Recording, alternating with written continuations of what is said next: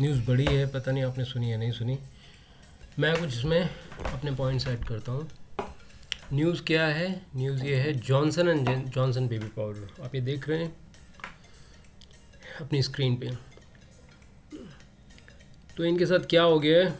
Johnson and Johnson has agreed to pay $5.5 billion settlement over the talc last week. तो America में करीब 76,000 families ने, specially ladies ने, जो लेडी मेंबर्स हैं फैमिली के, उन्होंने ये रिपोर्ट किया है कि, और अलग अलग टाइम पे किया, ये काफ़ी टाइम से मुद्दा चल रहा है कि जो इस Johnson and Johnson baby powder के जो कंटेंट्स हैं उसमें कुछ केमिकल्स हैं जिसकी वजह से उनको कैंसर हो गया, ओवेरियन कैंसर।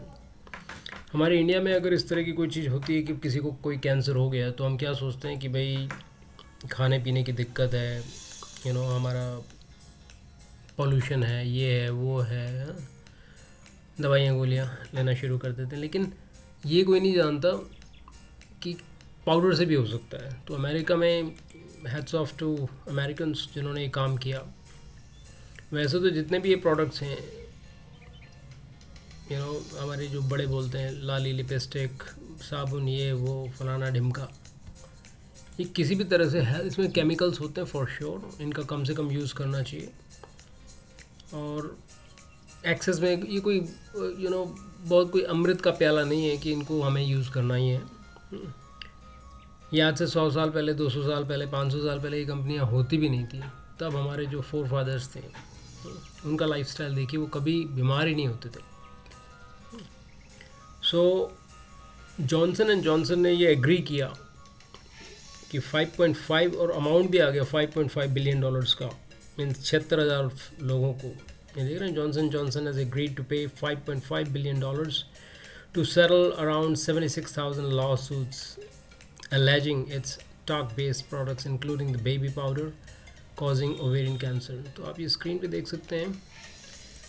सो ये बात पक्की है कि जॉनसन जॉनसन को पता है कि वो केस हारने वाले हैं। एट द सेम, क्योंकि $5.5 बिलियन कोई भी कंपनी ऐसे आसानी से नहीं देने वाली है। एट द सेम टाइम इनका सेल्स का नुकसान हो रहा है, इनकी गुडविल का, रेपुटेशन का। तो जब कोई कंपनी खुद ही मान ले कि आउट ऑफ कोर्ट सेटलमेंट कर लेते हैं, तो इसका सीधा सा मतलब है कि भाई इस लड़ाई में जीतने का कोई संभावना है नहीं। तो ये एक इम्पॉर्टेंट चीज़ है।